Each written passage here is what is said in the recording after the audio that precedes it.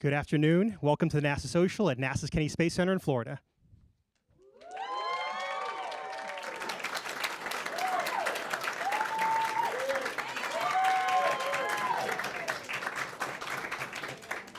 We are here today to talk about the research going aboard the International Space Station, launching on SpaceX cargo flight here at 12:45 a.m. Eastern Monday morning. Not only is the International Space Station important for us learning how to do research, learning how humans adapt in low Earth orbit and in space for long-duration spaceflight, but it's also a great platform for researchers down here on Earth to do experiments. And so we have a list of speakers here today. They're going to be talking about their research flying Monday morning. And joining us here in the audience are our social media followers. We selected about 50 social media followers to come out here, get behind-the-scenes experience, to learn about what's happening here at Kennedy Space Center, and to learn about the cargo going up to the space station aboard SpaceX Dragon, and also, hopefully, see a launch at 12:45 a.m. Eastern Time. So, without further ado, I want to introduce our first speakers. We have Julie Robinson, who is the space station. She is the space station program scientist at NASA's Johnson Space Center, and Michael Roberts, who is the deputy chief scientist for CASIS. Michael, Julie.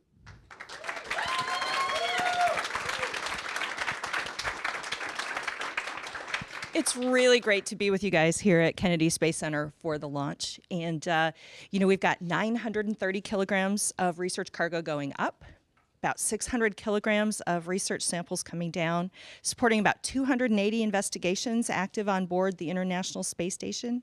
So the question is why? Why would we do all of these things on the International Space Station? And a key for many of these different investigations is what we call microgravity. Going into space, being in that permanent free fall, so it's as if there is no gravity there at all. In the physical sciences, that means that we can simplify the equations that we do with physics. Basically, we don't have to model convection, we don't have to model buoyancy. We can study processes there that we can't study that well anywhere else down here on Earth. Then in the life sciences, it's even almost more interesting because as you go to that space environment, you're leaving behind one of the strongest factors in the evolution of all life back here on Earth. And what's really interesting is not only do we care about those impacts on humans, on cells, on organisms, for what it means for future exploration of the human race beyond Earth orbit, but also because a lot of those impacts on humans look a lot like aging here on Earth. And so we can actually make advances that help make our lives better and healthier back here. Thanks.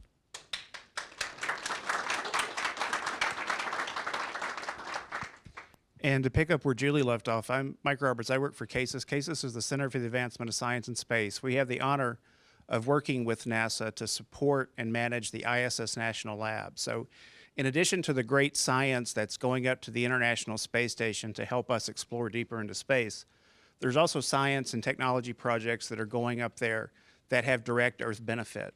And the ISS National Lab is that destination for those types of experiments. So we have over 20 payloads encompassing 40 experiments that range from the life sciences that Julie mentioned all the way through the physical sciences. And we're excited to have the opportunity to see these missions go up to space and translate back into Earth benefit. You'll hear more from some investigators coming up, but one of the projects I'd like to mention briefly that Julie mentioned, the effects of spaceflight everyone's familiar with. In addition to having great fun with food and water in that environment, you get to play with M&Ms and squirt water around. One of the things that happens is the physiological responses on the body. And those types of changes are of interest because they mimic some of the effects that happen here on Earth with some diseases and as we age. So you're going to hear about a couple of experiments later that are directly utilizing that microgravity influence that Julie mentioned to further their own research and improve understanding of human disease here on Earth. Thanks. If we have questions from the audience, please raise your hand and we'll take them. Julie, I have a quick question for you. So I know you can't pick favorites, but do you have there's a particular experiment going up, launching tomorrow morning that you find particularly interesting to talk about? Yeah, I definitely don't pick favorites, but there is one that's super interesting to me. It's called mouse epigenetics. It's an experiment flown by our Japanese space agency colleagues, and they're interested in looking at the effect of the space environment and radiation on epigenetics. So if you think of genetics as the words that code for how our bodies work, epigenetics is the punctuation, all of those extra things. And they're looking for the effects of the space space environment, including radiation and also microgravity, on those epigenetic pathways. Those mice will return home live, and that will be the first time we've returned live mice from the space station, and then they'll actually have the opportunity to breed back here on Earth, and that will teach us a lot about how space affects reproduction. Michael, same question. Again, difficult to play favorites, but one of the experiments that you're going to hear more about from the investigator coming up is an investigation called heart cells. So one of the neat things about the space environment is that affects biology, even the smallest biology. So even individual cells as small as bacteria, even things that aren't quite living like viruses can respond to that environment. So we know that on the human side, our immune system is affected by exposure to that environment. And in the case, there have been very exciting findings focused on the use of stem cells. Stem cells, as I think everyone's aware, are cells that have the ability to form any other type of cell. They have the ability to be pluripotent. And there's a lot of interest in utilizing stem cells for repairing damage that happens to us as we age. So there are investigations that are now going on to explore how microgravity can influence our understanding of the way stem cells proliferate, the way they grow in that environment, and the way that we can direct their differentiation to form different cell types for cell repair. Very exciting stuff. Take a question from the audience. Hi, good morning, or good afternoon. I'm Bill Carton, social media representing the Facebook SpaceX group. And my question for you is, what is the backlog of science experiments wishing to be flown?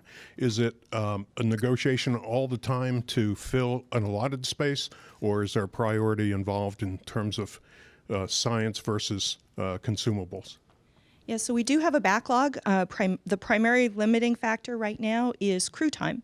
So there is a lot of science that's funded on Earth that's ready to go that needs to wait until there's enough time for the crew to do those limited things that the crew can only do. Now, if an experiment can be done in an automated way, it absolutely is, and those experiments are ticking away all the time. That queue on the ground is prioritized two ways.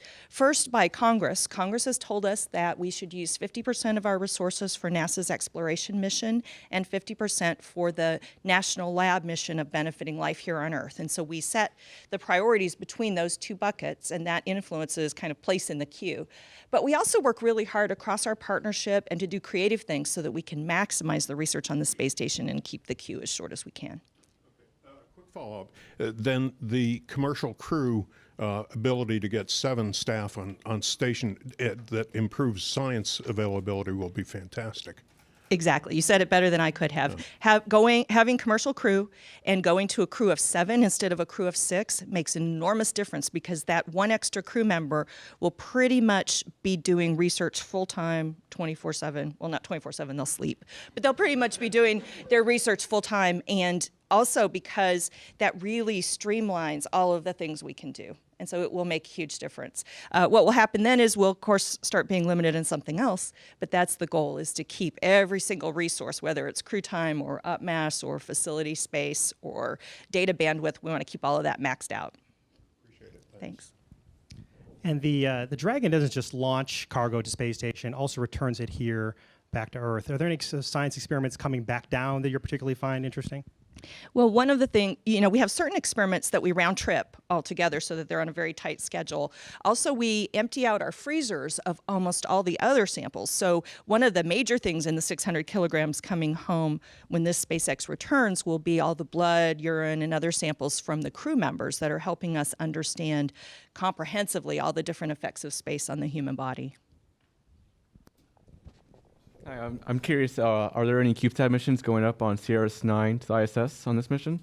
I have to think. I'll have to get back with you on that. Right. Right now I'm blanking. With 280 investigations, I know at some point, and then sometimes I forget, so it's slipping my mind right now. Sorry. Thank you. Stump the project scientist today. Okay, any other questions? Julie's going to be sticking around. If there's any other questions that come up that pertain to her, we can certainly answer them. Thank you, Julie. Thank you, Michael. Appreciate it.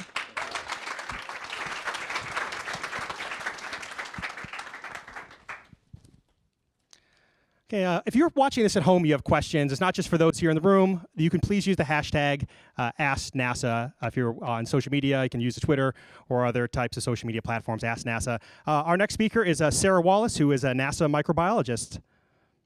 Sarah. Thanks. I'm really excited to get to talk to you today about the biomolecule sequencer payload, and I'm really excited to show you this DNA sequencer. But where? Oh, wait, I forgot. It's right here. So this is this exceptionally small device, has massive research potential. So this is the MinION by Oxford Nanopore Technologies, and it will be the first ever DNA sequencer in space. I'm gonna just sit it here for the rest of that.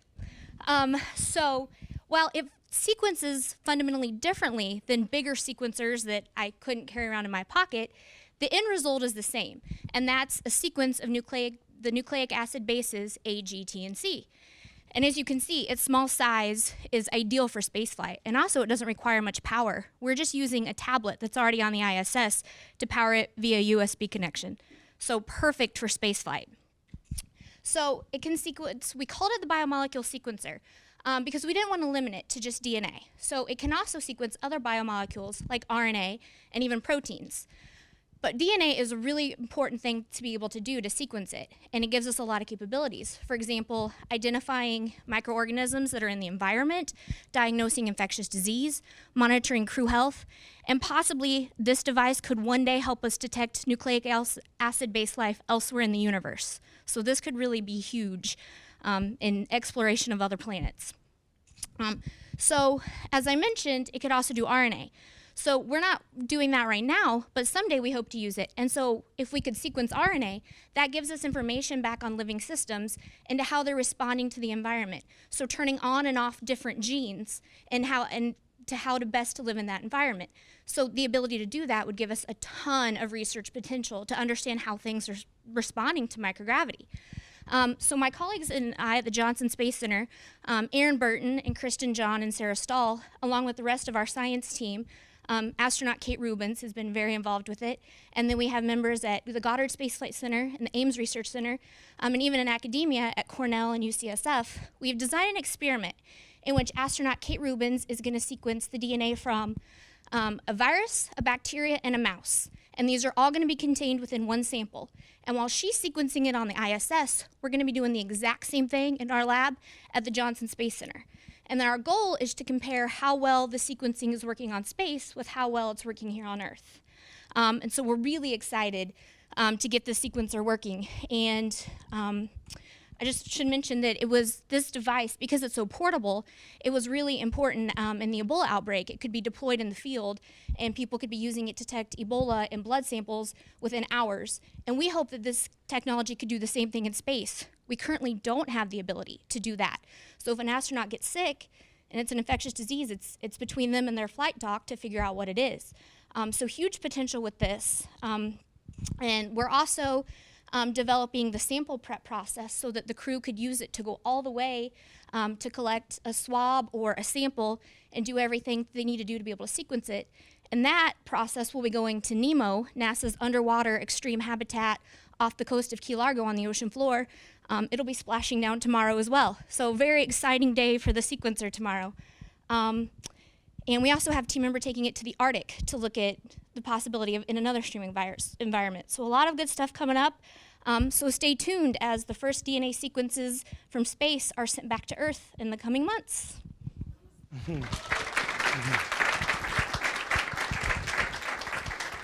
Sarah, quick question. So you mentioned that if somehow this could be used to detect life or elsewhere in the universe, how exactly can the DNA sequencer do that? So this DNA sequencer functions vastly different, as I mentioned, than any other sequencer. So really what it's detecting is you have an ionic current that's created while you're sequencing. And all that it detects is when a nucleotide passes through the nanopore, and those are biological proteins, an actual pore that the DNA is passing through. So you have a current, and then as something's passing through, it changes the current. So it's reading that change in current. So really, if you think about it, this could detect any molecule that would be small enough to fit through that pore and change the current. So my colleague that I mentioned, Dr. Burton, he's an astrobiologist, and he's wanting to look at, and his team, modified bases. So the bases that make up life as we know it are the A, G, T's, and C's. So what if it was an A, but it looked a little bit different than ours do? This device could potentially detect that, and that's the kind of research they're working on right now. That's awesome. Do you know if they're looking at potentially, they're testing it first in space station, and if it works there, then they would think about maybe putting on a future mission elsewhere? Right. As right now is the time to utilize ISS for both crew health, which is what I'm interested in, and possibly going far beyond ISS one day, which is what he's interested in. Great. Any questions for Sarah in the room? Hey, Sarah. Over here? Yeah. Thanks. That device looks really awesome. Any chance that you can show us pictures of it on the screen? Yeah, there should be another picture.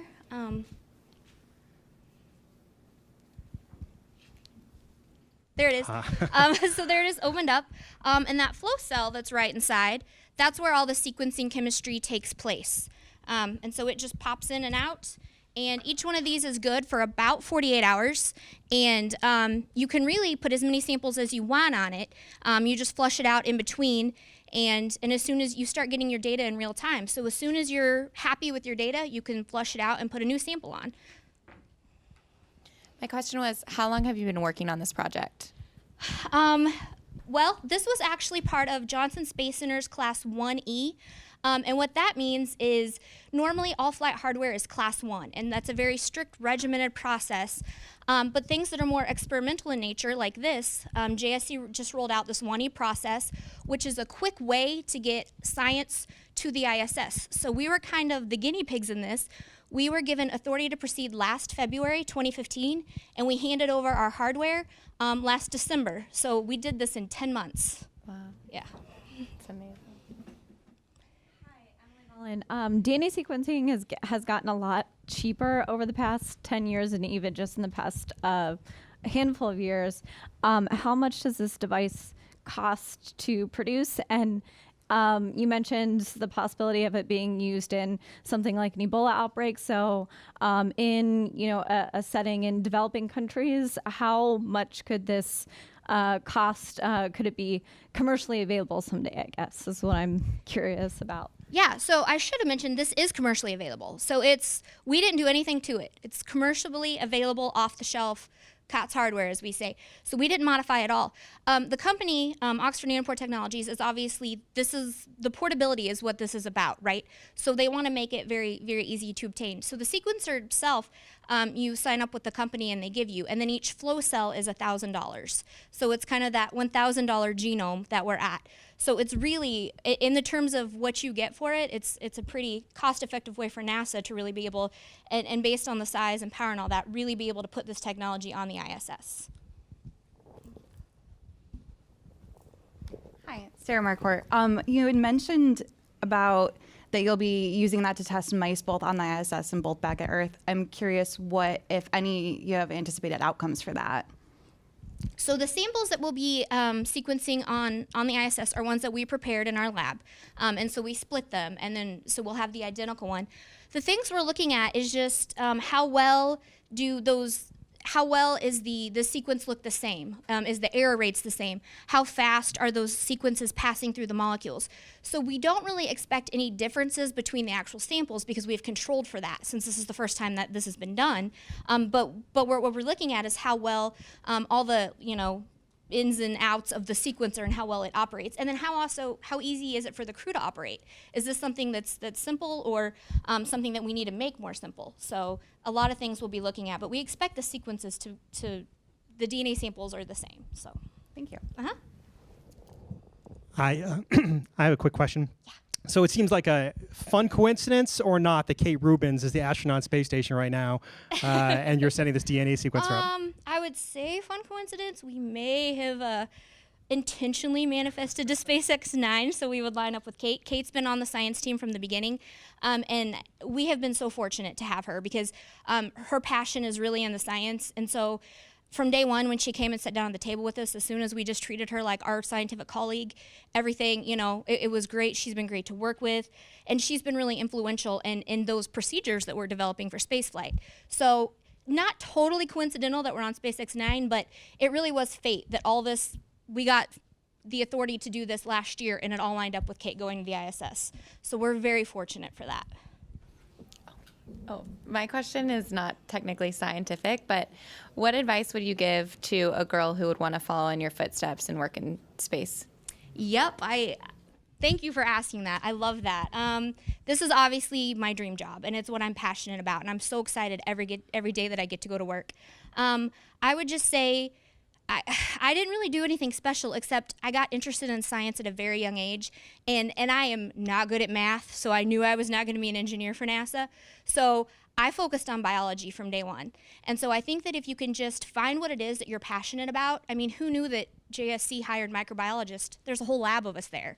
So whatever science, math, engineering, whatever area you're interested in, find it, pursue it, follow it, love it, and just stick with it and keep working towards that goal. Awesome. Thank you. That's great.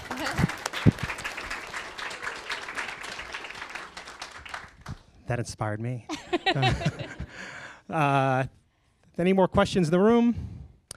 Okay, thank you, Sarah. Appreciate it. Thank you. Our next speaker is Rubik Sheth. He is a program manager, and he works in something called the phase change heat exchanger, and he'll tell you all about that. My name is Rubik Sheth. I'm the project manager for the phase change HX payload, and also a thermal systems engineer from the Johnson Space Center. So what we're flying is an experiment to understand thermal control, essentially. But this is thermal control around the moon. We're going back to the moon. We're going to go back out of LEO, low Earth orbit, and we're going to try to do things that we haven't done in a very long time. So one thing that you have to account for, though, whenever you fly a spacecraft is thermal control. Robotic, manned, unmanned, a CubeSat, anything that you need to fly, anything that you use, the cell phones that you're using today, they require thermal control. So the payload that we're looking to fly is to understand how we could regulate temperature and make sure that our spacecraft, specifically Orion, the multi-purpose crew vehicle that NASA is developing today, could regulate temperature as it's orbiting the moon. The moon provides a very harsh environment. It actually ranges from plus 300 degrees on the sun side down to nearly absolute zero on the cold side.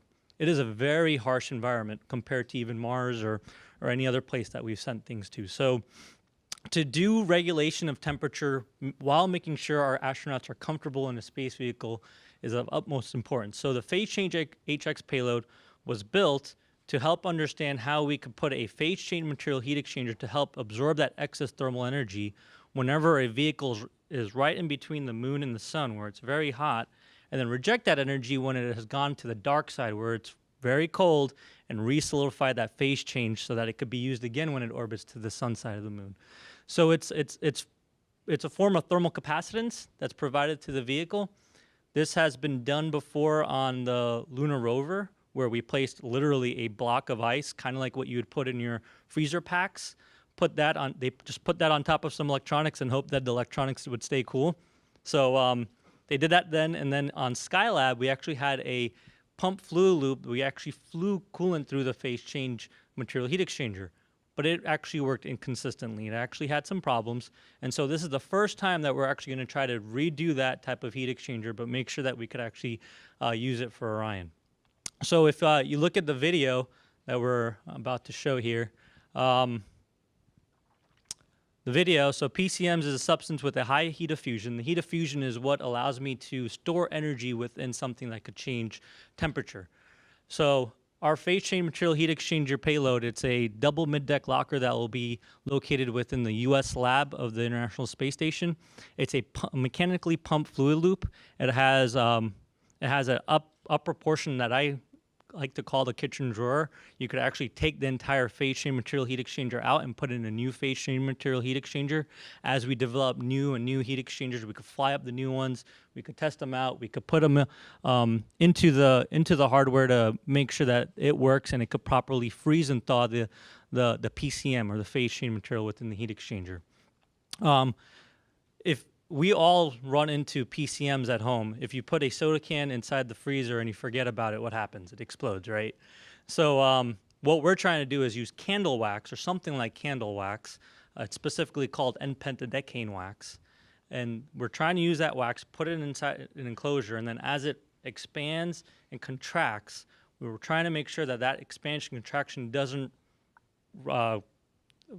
essentially doesn't create that Coke in a freezer situation in the spacecraft.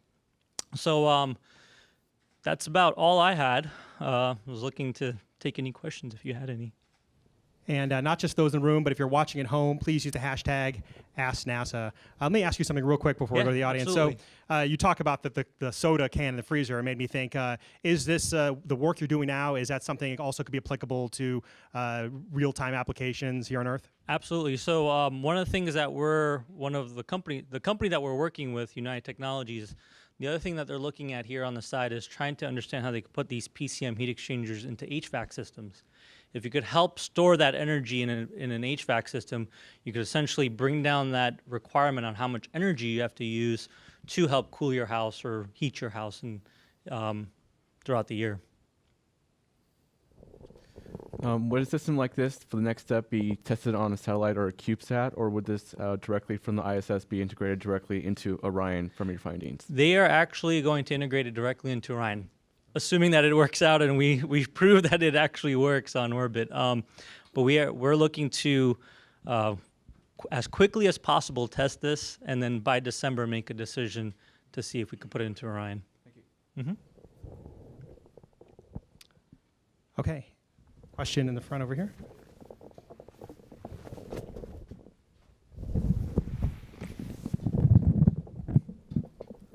Hi, thanks. I'm an engineer. I use some phase change thermal grease materials. This looks like it's also great for home use for time shifting the demand to maybe a time where there's cheaper electricity, and definitely on Orion around the moon, the time where you have some capacity to get rid of it. Right. I'm interested in the material. What's the coefficient of expansion compared to water or soda?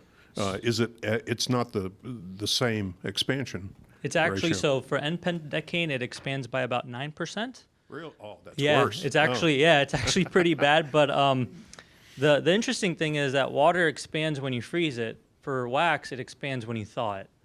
So we have almost like an inverse problem there, but it's still the same problem, right? It's expanding, and we're having to accommodate that expansion within an enclosed volume, and make sure that our heat exchanger isn't catastrophically damaged. But it's pumpable when liquid. It's not so viscous. Absolutely, it's like mineral oil. It's almost the consistency of a mineral oil. And when frozen, or when solid? frozen, when solid, it's like candle wax.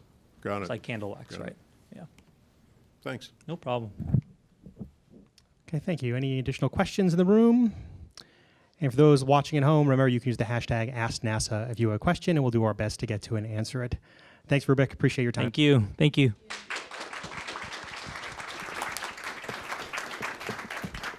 I think we're going to a video next.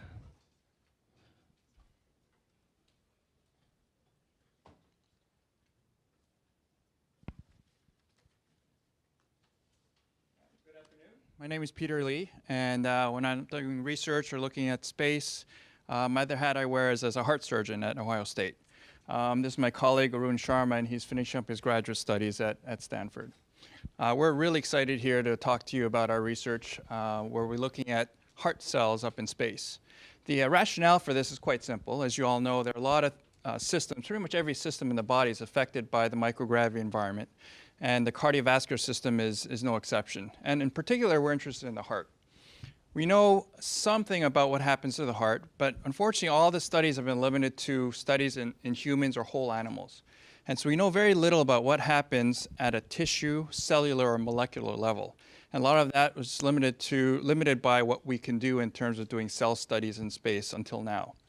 And so the rationale for this is look at what happens at that level so that we can understand mechanisms that will ultimately, hopefully, find ways to prevent or treat disorders or diseases that parallel what happens in space on Earth.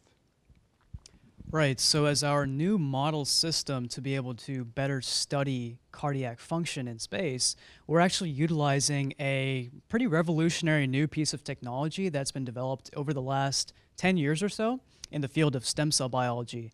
And these are called induced pluripotent stem cells, or iPSCs. Basically, what we're able to do is to take a small sample of a person's own white blood cells and transform those cells back into a stem cell form, a pluripotent form, meaning it can turn into what other cell type you want, whether it's brain cells, liver cells, and since we're a cardiovascular research institute, we're interested in studying heart biology. So we can transform these iPSC stem cells into beating heart cells that you can actually see contract under a microscope or sometimes with your naked eye, which is really cool to see. I think if you want to show that video again, we can emphasize that point a little bit. Yeah, so they're a really fun cell type to work with. And the big advantage of these cells is for the first time, we can mass produce these heart cells without performing surgery on a patient, which is a very powerful thing. So what we'll be doing is sending these cells to the International Space Station. We've actually been collaborating with Bioserve Space Technologies, which is an engineering company from the University of Colorado, to develop a custom apparatus for actually growing these particular cells in a microgravity environment. And once these cells are actually on the International Space Station, they'll be up there for 1 month, and they'll be maintained by Dr. Kate Rubins, who is one of the most recent astronauts aboard the ISS.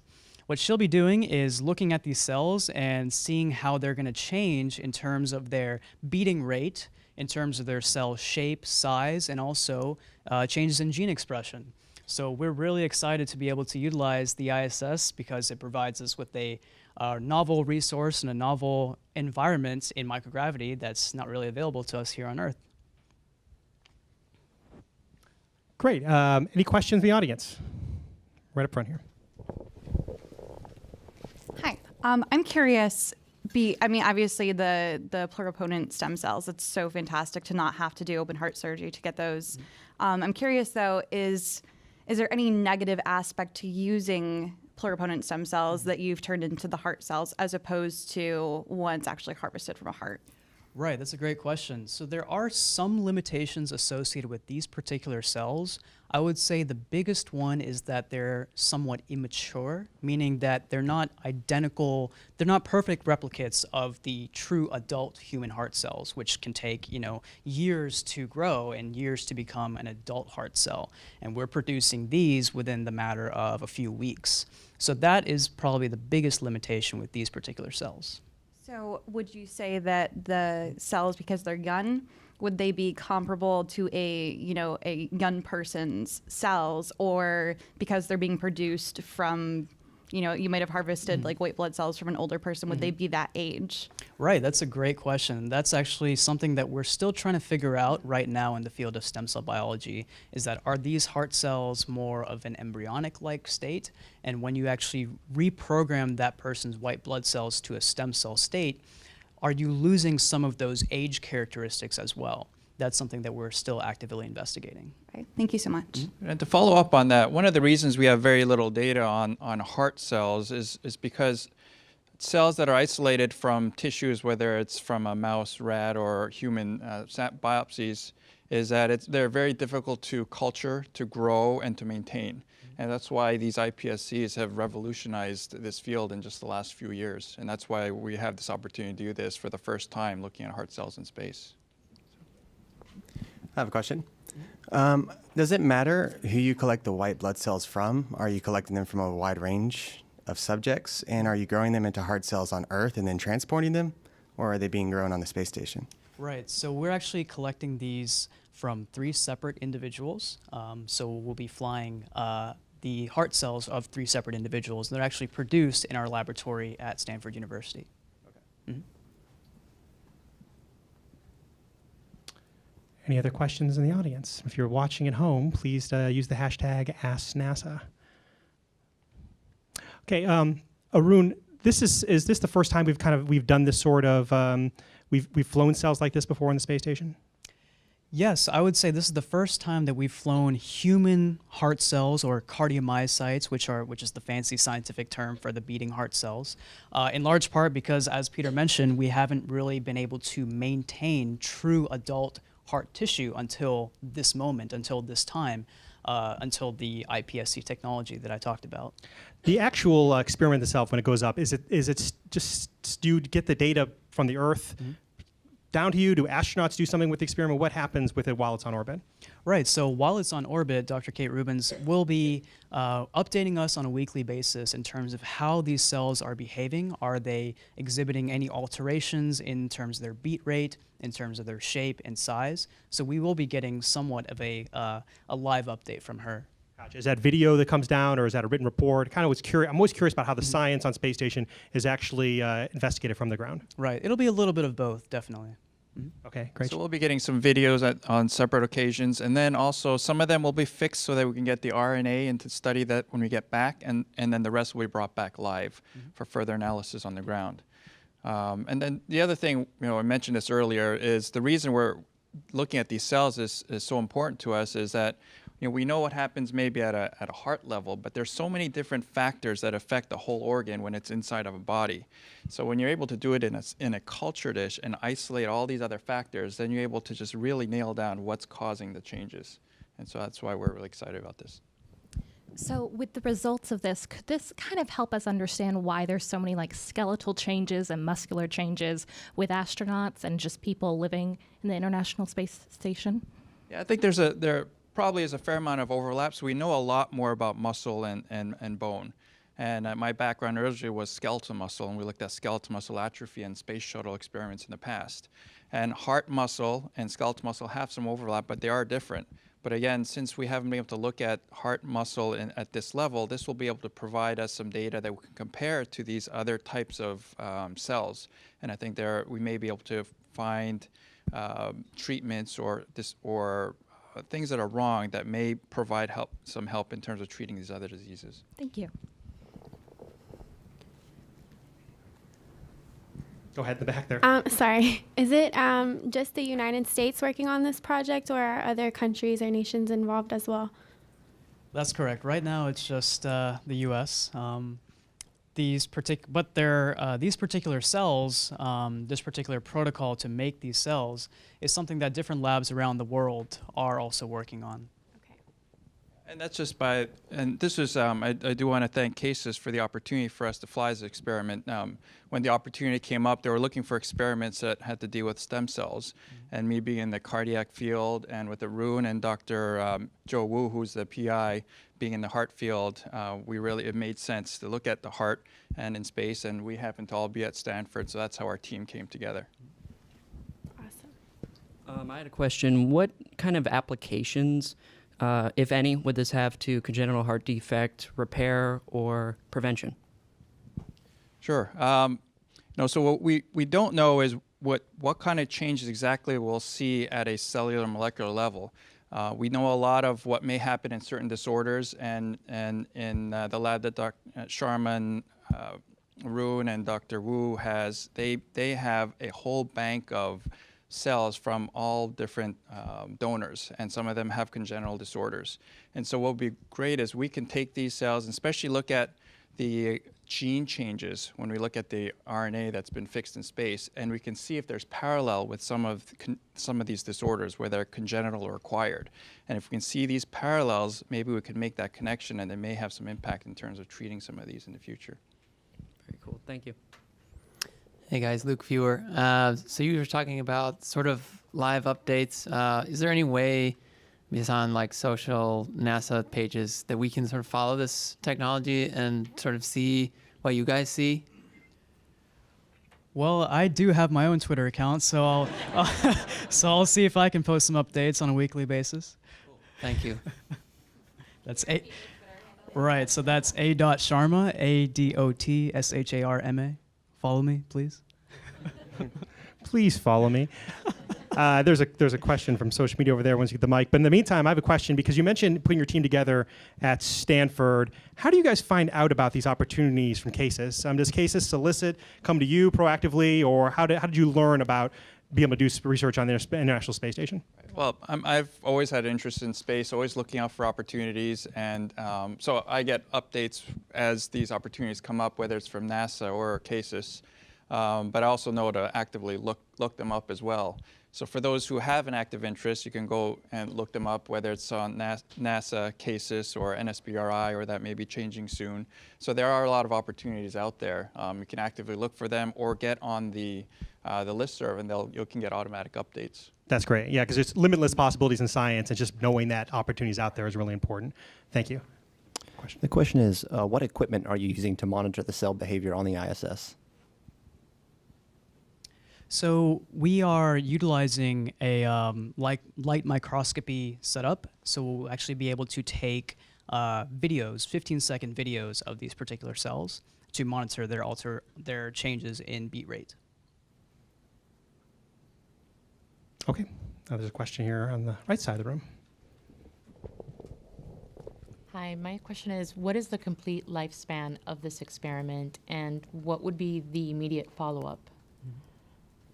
Right, so the complete lifespan of this particular experiment, well, it's going to be on orbit for about 1 month, but we will be doing some downstream analysis for the subsequent 2 to 3 months to be able to compare our space-flown samples to actually a set of ground control samples to see those changes in gene expression that may actually have happened as a result of our exposure to microgravity, as well as these changes in beat rate, cell size, and cell shape. Hi, Graham Grable from UGA Small Stat Lab. I'm curious, will these heart cells be flown back down to the ground to see how they react to being back on Earth with non-microgravity environments? Yes, so there will be a sample of these cells that will be returned live, but they will be cultured for only a few additional weeks upon return groundside.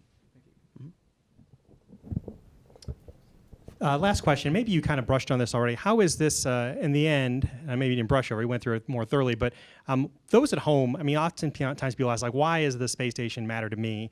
How is this research really, do you expect to see results that are going to impact people with heart disease down here on Earth? You know, sometimes there's no way to know exactly how it may impact a particular individual or a particular field, and that's the beauty of science. You know, we do a lot of science, some of which lead to discoveries that have a major impact on the world, and others may have smaller impacts. But you don't know until you do it. And the U.S. lab, the International Space Station, is a very unique opportunity. And as many people know, a lot of the changes you see physiologically is similar to accelerated aging. So instead of looking at cells and watching them age for months or years, we may be able to see a process that's similar to that in a very shortened span. And so the applications there for patients who may have heart disease or disorders, whether it's due to aging or some other acquired disorders, I think the potential is quite enormous. But in terms of how it'll impact an average individual, we won't know until we do the research. But it's well worth that because the potential return can be quite large. Awesome. Thank you very much. Appreciate your time being here. Peter Bruin, thank you.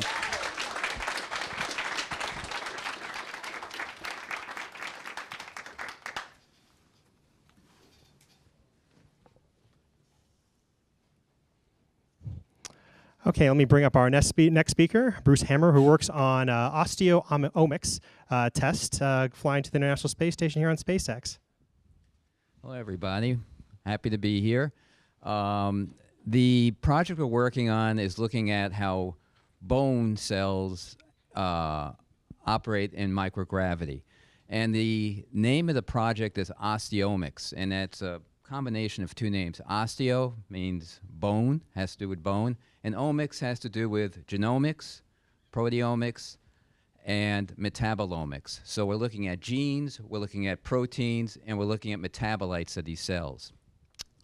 So when we came up with this project, this is based on, let me just get this straight.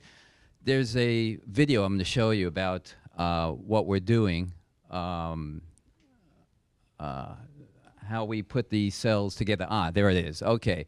So part of the experiment is to look at sending up the cells in a frozen state. And the reason we do that is when cells are launched on a vehicle, they experience high G-forces and a lot of vibration.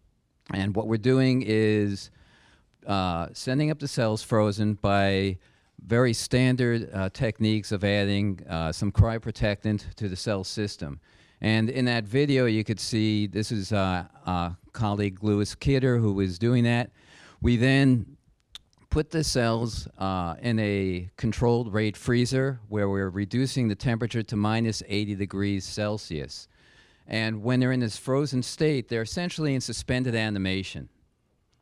So we then can then send up these cells and not have any kind of obfuscations from being exposed to high G forces and vibration.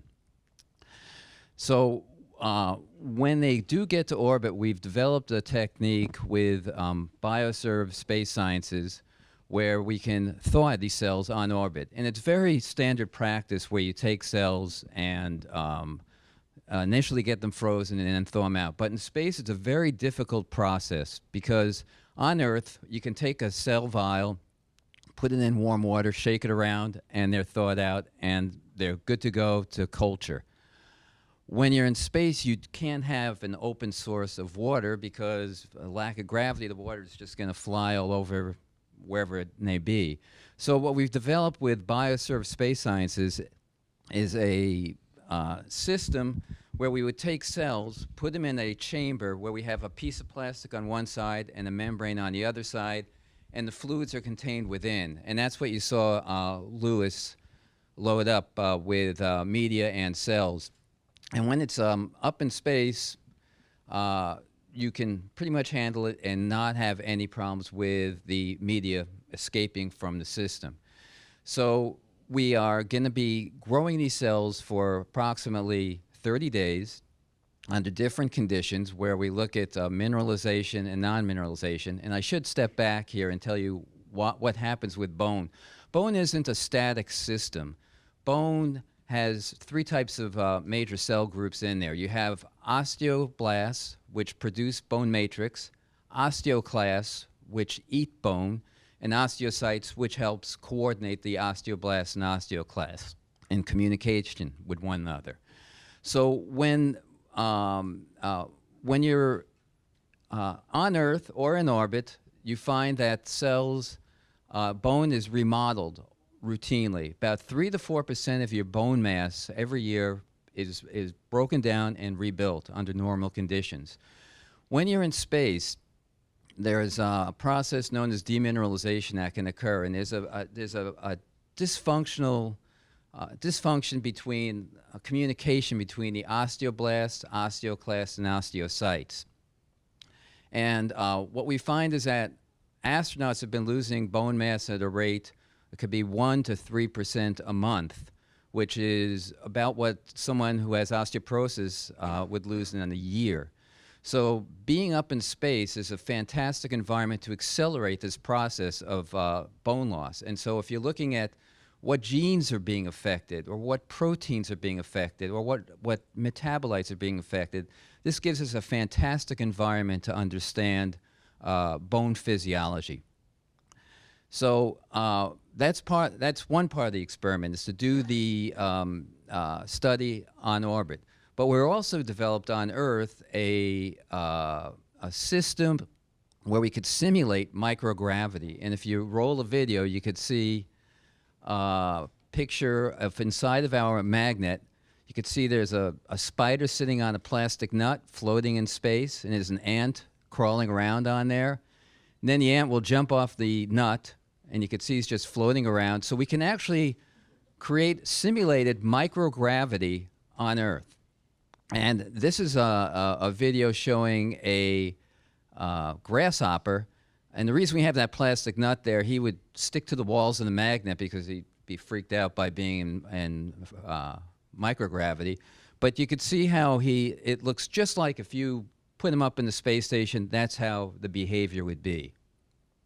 So by creating this environment on Earth, we're now going to compare the genomics, the proteomics, and the metabolomics with what we see up at the space station. And hopefully, by having this ground-based model, we could use that to actually vet out experiments in the future. So if you have 10 experiments you need to run, and there's very limited crew time on the space station, you can run these experiments on Earth, see which has the most promise of payoff, and then select that to go up to real on-orbit science. So I'm open to any questions. If It's you know, when you work at NASA, you come into work a day, you don't know you're going to actually see a grasshopper floating on a nut. You can't predict that when you walk in, but it can happen any day. I'm curious before we go to the audience here. I know there's some questions. How does this? I know we're going to Mars. NASA's working really hard to get us there. Is the research you're doing going to help in that endeavor with bone loss research? Say it again. For long-term spaceflight, for astronauts going to Mars or beyond, is your research going to contribute to that? Absolutely, because what we're going to be identifying here are specific genes and proteins that are affected by being in a microgravity environment. By knowing that, you can then create compounds to actually take care of these abnormalities that are happening. Thank you. Hi, I'm Kim Button. So the reason that the astronauts lose 1 to 3% per month, is that an increase in osteoclasts, or do you know why? That's a good question. Okay. Excellent question. That's what we're hoping to answer. And the thing is, osteoclasts are more activated than microgravity. There's been some studies in the past that have shown that. And osteoblasts actually do decrease their activity a little bit. So you have this balance that's no longer there. When osteoclasts eat bone, it's normally a 2 to 4 week process where it would chew away at the bone, whereas osteoblasts need 4 to 6 months to replace the bone. So if you get any kind of break in the equilibrium between these two processes, you do have this problem occurring of demineralization of the bone. Thank you. Is this research you're doing, is it applicable to things down here, to osteoporosis? Millions of Americans suffer from osteoporosis. Is it going to help potentially cure or mitigate some of the effects? Absolutely. What this will do, well, first of all, the numbers you're throwing that I've seen is $15 to $20 billion a year are spent on just people having bone fractures. And what you're looking at is roughly 40% of postmenopausal women will have a bone fracture, where about 13% of postmenopausal men, of older individuals can have significant problems and can get bone fracture. And so by identifying which genes are being affected by in this process, and also what proteins, we can then come up with a rational drug design that could attack these problems. Okay, thank you. Any other questions from the audience? A couple there. Quick question. Is this experiment a Earth-based experiment that could help astronauts, or is it an astronaut-based experiment that could help us here on Earth? It's both. This study was funded by the National Institutes of Health back about 5 years ago is when we got this grant. And the focus of NIH isn't really astronaut health, it's health of individuals on Earth. But this has significant impact for both Earth-based and also astronaut-based individuals. And NASA's doing a good job in remediating some of the issues of bone loss. They do have astronauts now doing exercise on the space station where you're doing some impact exercise, like a treadmill where they have springs holding people down and they're running on the treadmill and and I know of one astronaut, I don't know if it's as generally done, but taking anti-resorptive agents, which would actually shut down the osteoclasts, and the bone loss has been reduced significantly. So I think that answers your question. Yes, thank you. I think, hi, how are you? I'm Christine Fox. I feel like this is a follow-up maybe to his question as well. But when you mentioned that they were doing that type of, basically it's like a cardio exercise with a little bit, has any research done with them actually doing physical strength training against resistance for bone loss? You know, I'm not an expert on the physiology. Maybe Julie could maybe better at answering that. Yeah, so astronauts do both both running on a treadmill as well as high-intensity resistive exercise. And about a year and a half ago, scientists had published in the Journal of Bone and Mineral Research that if astronauts did the right mix of high-intensity resistive exercise, those are basically like squats and things like that on our ARED, our Advanced Resistive Exercise Device, plus had significant vitamin D supplementation, plus ate a lot more calories than typically they would do on their own. Then we did have astronauts coming home that had not lost bone mass density.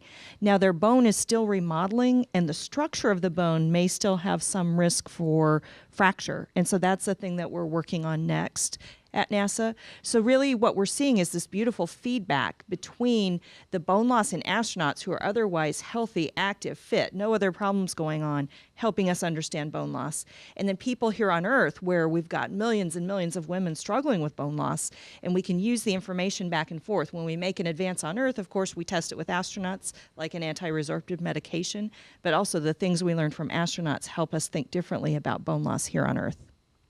Thank you, Julie. If you may or may not know, but have they ever done it without using cardio, just strictly high-intensity strength training? No, we don't do that because that would be a significant risk to the astronauts. So they need to maintain their cardio fitness because they need that especially for doing the extravehicular activities or the EVAs or spacewalks. So we need to keep their heart strong. If we didn't have them doing cardiovascular exercises of varying types, that would be a significant risk to their health. And of course, when they're doing the high intensity resistive exercise, they're also doing cardiovascular training. So it's combined. Intensity is cardiovascular. That's Right. why I didn't know if they did Yeah. just that. And Yeah, so there's no way to really separate those two. Gotcha. Thank you. Thank you. Hey, Graham Grable from the University of Georgia Small Sat Lab. I'm curious on what you're thinking this experiment will show. Will it show that magnetic levitation is accurate enough to portray microgravity? What are your thoughts on the experiment? That's a good. We won't know actually until we get the experiment back. However, we have done some preliminary work with the magnetic levitation, and what we're seeing is some pathways that aren't necessarily osteogenic related. It has to do with cell cycle, are being affected by the levitation, and so. Again, we'll have to see what comes back when we compare the genomics on orbit to what's on Earth. And that won't happen probably, we're not going to get our samples back until January. It's only a month-long experiment, but because the cells are going up frozen, they can just sit up on the space station in a -80 freezer until the astronauts until the crew time is available to actually run the experiment. And so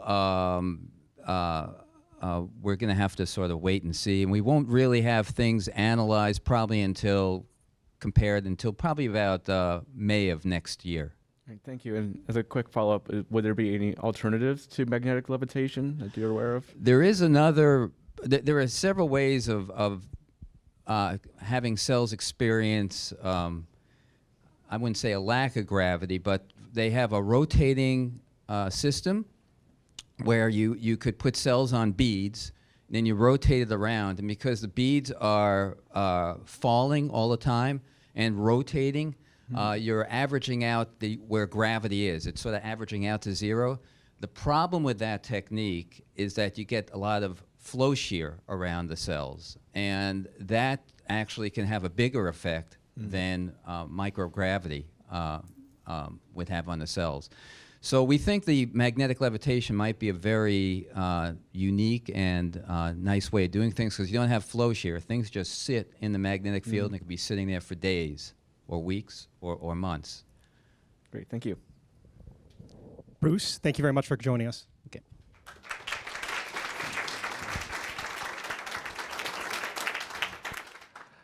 All right, our next two presenters are going to talk about the International Docking Adapter. We have Sean Kelly and David Clement. Sean, David, thank you for joining us. Good afternoon, everyone. Oh, hold on one second. There's a video playing. There we go. Okay, very good. So it's not possible to talk about the International Docking Adapter without first talking about the International Docking System Standard. So this is the first implementation of the International Docking System Standard. I don't have to tell any of you about the power of the internet. So one of the things that we first did as a goal was make sure that this was a truly publicly available international standard. So you can go to internationaldockingstandard.com and actually download this standard. And the whole purpose of it was to create opportunities for other entities, non-government entities, other governments that haven't traditionally been part of the space program to actually get their leg in the door on that. We're now working on other standards, and IDA is the first one that we've actually implemented, and it's going to be flying on SpaceX 9. I think we have a short video of that. So this is the International Docking Adapter in the SSPF, Space Station Processing Facility. This is in a orientation in our wait and see G fixture to make sure that to allow the commercial crew participants to come in and test against it. We do have rendezvous sensors on here. They worry about optical characteristics of it, reflections and things like that. So they brought in their sensor suites to test against the International Docking Adapter. This was part of the testing session.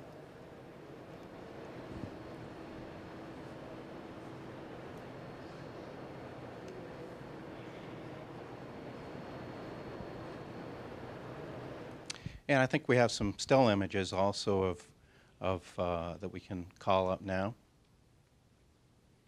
So this is the International Docking Adapter being lifted into its shipping container. Next image, please.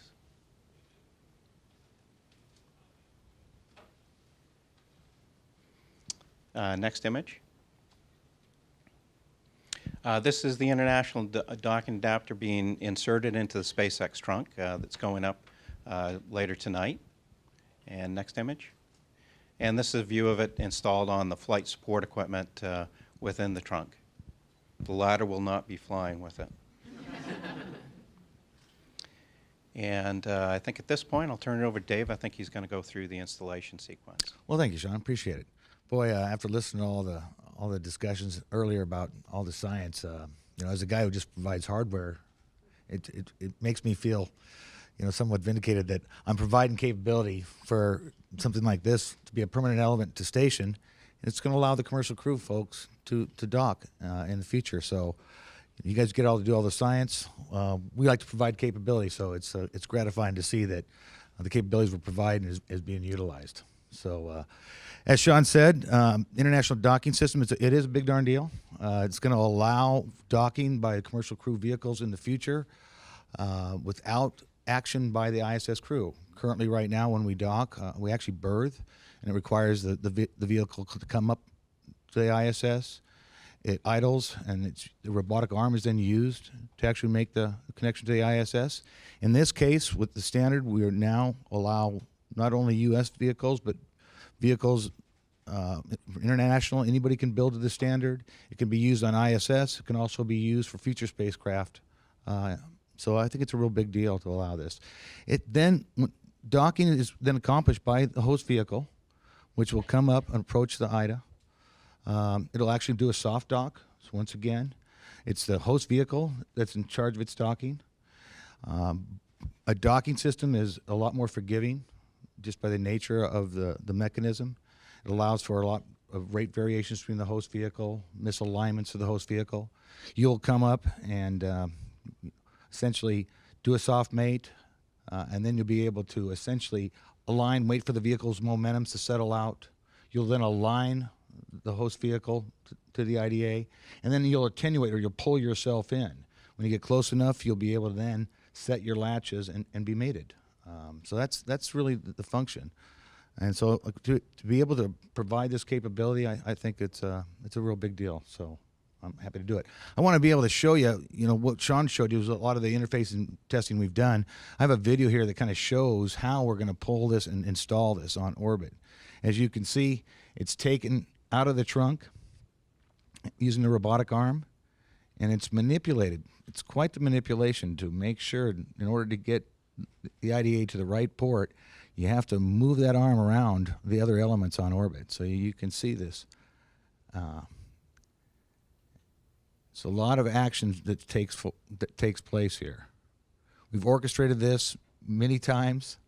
So for those who are going to make this occur, all the actions of the arm, all the controls of the arm have been worked out and orchestrated many times in simulations. And then as the IDA gets closer, it'll allow some time for idle to allow the reach thermal equilibrium with the PMA. And then as you can see, it gets close. You see quite the manipulations of the arm for this to bring this heavy device out, orientate this thing around and get us to the right port. And as it gets close, they'll bring it as close as they can, and then the EVA crew will actually come out and make the final installation. And once it's attached, the capability now exists, and it's ready to go. Any questions? Sean, anything else? No, I think that covered it. As Dave said, we are utilizing the standard for exploration. So we've heard a lot of great science today, and a lot of great things are being done for science. But the space station is also an excellent platform for testing out new technologies and demonstrating hardware for exploration. The International Docking Adapter is one of those pieces of hardware that we'll be using, as well as the commercial crew docking adapters. Thanks, Sean. Dave, I have a couple questions. If you have a question in the audience in the room here, please raise your hand high. And those at home, please use the hashtag AskNASA. My first question is, I always find it interesting that two spacecraft that have never met on Earth before can fit perfectly together in space. It's beautiful that engineers can do that. We talk about this docking standard. What organizations were involved in deciding what that standard was? Yeah, so that's an excellent question. All the international partners that we have in the space station contributed to it. That's Canadian Space Agency, European Space Agency, Japanese Space Agency, and of course Russia and the U.S.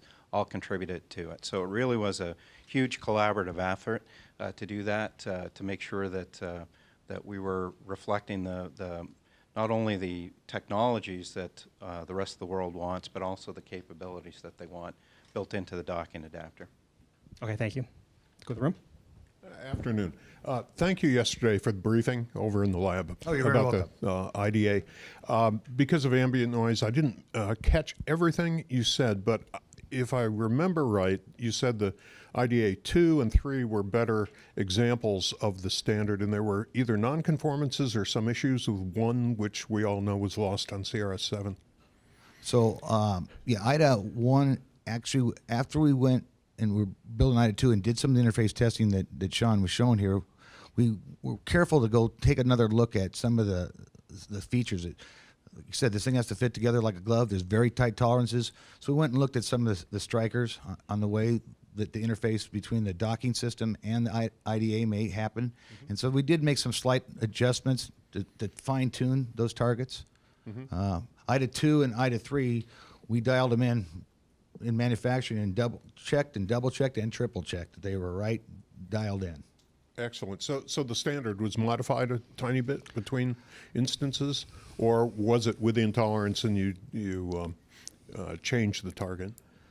So in this particular case, we didn't change the standard. We dialed it in, but in some cases during the development of the IDA and the IDSS, we did make changes to the standard as that whole evolution occurred. So some of those were during the program development. We saw there was a lot of fine radiuses along here, along the petals, and so we did make changes to the standard as the program developed. Yeah. Excellent, thank you. Good afternoon. My name is Colleen. I'm from Colorado Springs.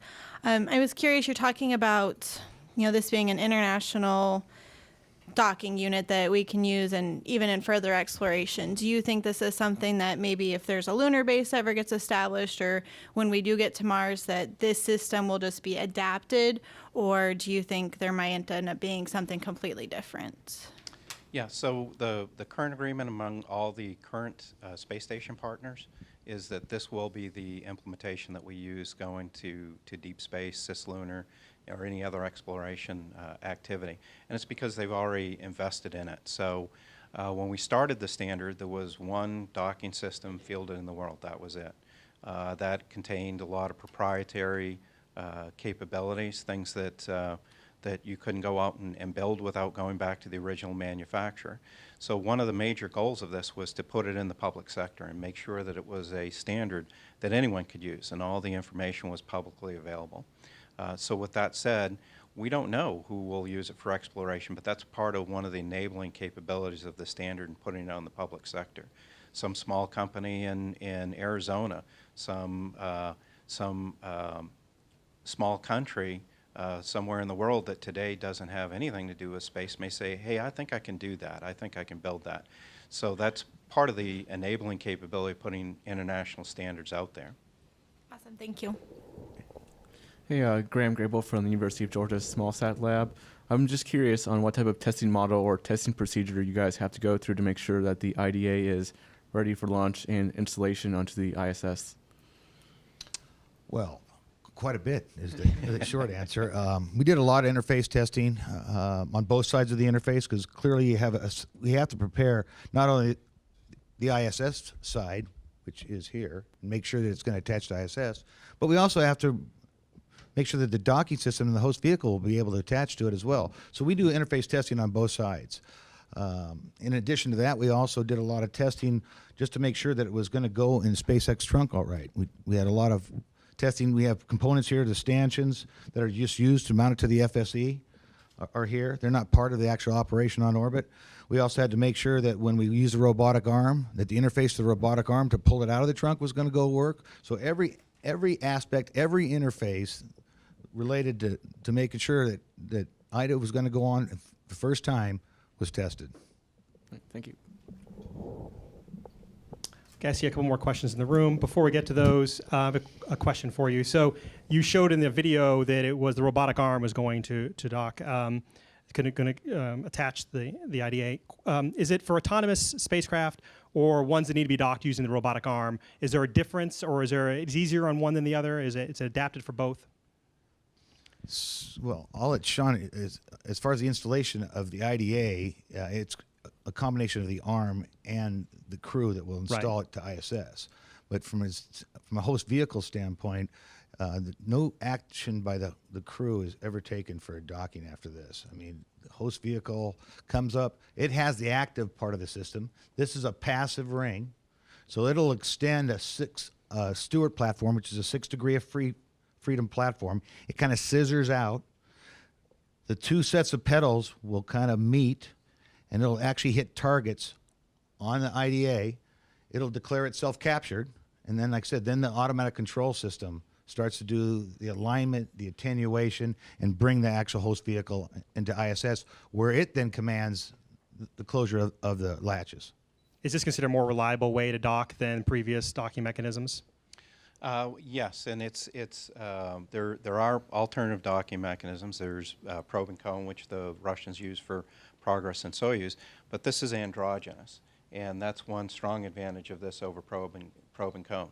It allows you to reconfigure the vehicle into configurations you hadn't pre-flight thought of. So obviously 2 probes won't go together, 2 cones won't go together. You've got to, so having an androgynous system allows you to do reconfiguration of the vehicles and gives you a lot more flexibility for exploration. And one of the things we heard earlier is about crew time, and crew time is probably the most precious resource that we have on the space station. And by going to docking, we eliminate a lot of crew activities associated with berthing. We free up a lot more crew time for science, a lot more crew time for doing some of the more important things other than the docking operation. Awesome. Thank you. Go to the room. Good afternoon. As you said, this standard has been released into the public sector, and any company can now create IDAs. Since Boeing is the first to do it, from my understanding, will they have to test it before it's allowed to be installed? So we do have a as part of the space station program, we do have a very rigorous testing program for any visiting vehicle. So any visiting vehicle that has an active mechanism on it will be tested against our standard, will be tested against the specification. It's, you probably don't care about it, it's called SSP 5808. That's not in the public sector, but that's levied on the commercial crew vehicles. And it delineates all the testing that they have to do as part of that. Okay, thank you. Howdy. I assure you, we verified against the standard. Yes. I'm Cyber Sandy from Texas, and is there a list of different countries or companies that are wanting to dock in the future? Will we have access to that as public? As far as developing docking systems, or Yeah, is there anything in the works? Because right, y'all will obviously regulate everything. you're definitely from Texas, y'all. So y'all back at you. So right now the Europeans are developing their own docking system. It's called the International Berthing and Docking Mechanism. That will be both berthing and docking capable. So you'll be able to actually berth a docking mechanism. The Russians are modifying their APAS system so that it'll be fully compatible with the International Docking System standard. SpaceX is developing their system. Boeing is developing for NASA the NASA docking system. So we have that. And the Chinese have also publicly stated that they're working on an international docking system compatible system also. So that's one of the powers that we see of this standard. By putting it out in the public sector, we've gone from having one docking system in the world that was operationally used to now there's 5 actively being developed. So that increases both competition, also increases flexibility and opportunity for commercial companies. Congratulations, that's incredible. Thank you. Let's go to the back of the room. Hi, Anthony and Swasti. You guys showed us a few models yesterday at the Space Station Processing Facility. Could you elaborate on the role 3D printing played on the IDA development and design? Sure, I'll be happy to.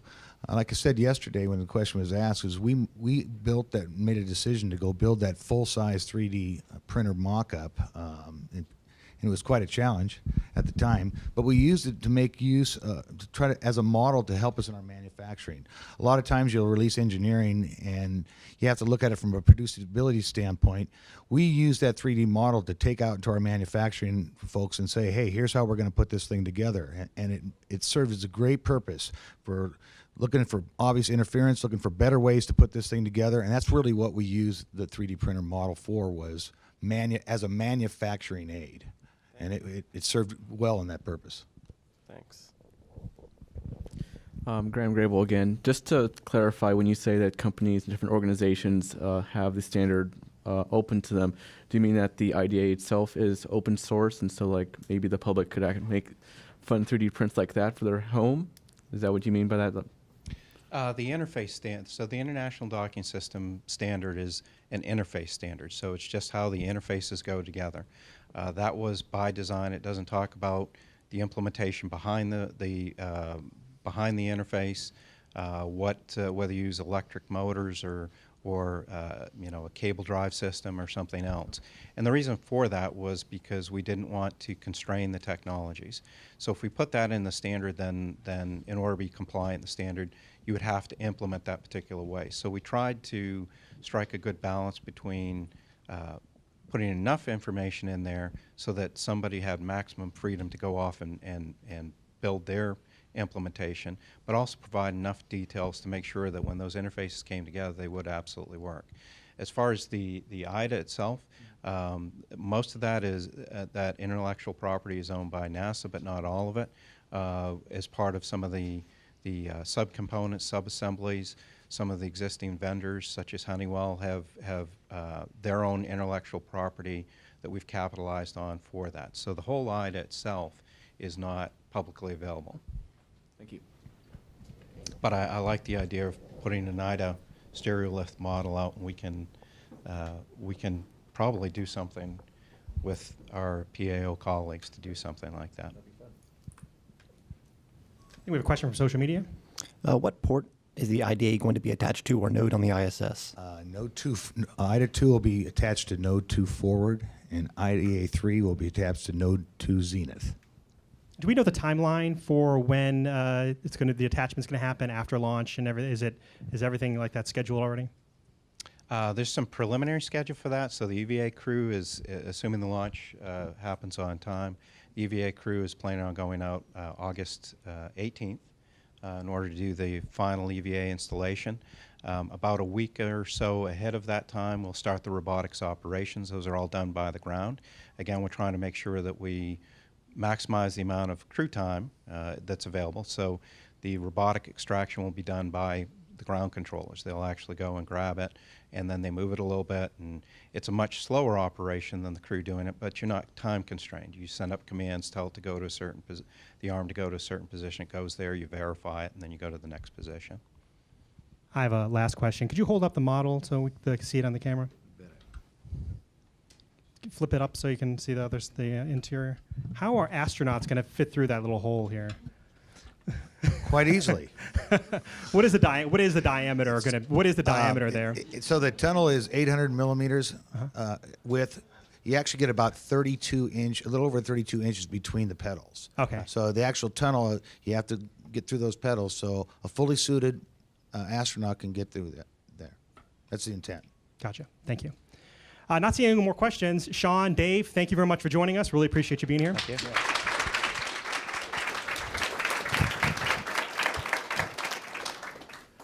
Before we wrap up, I just have a couple programming notes. Course launch today or tomorrow morning rather, is 12:45 a.m. Eastern Time.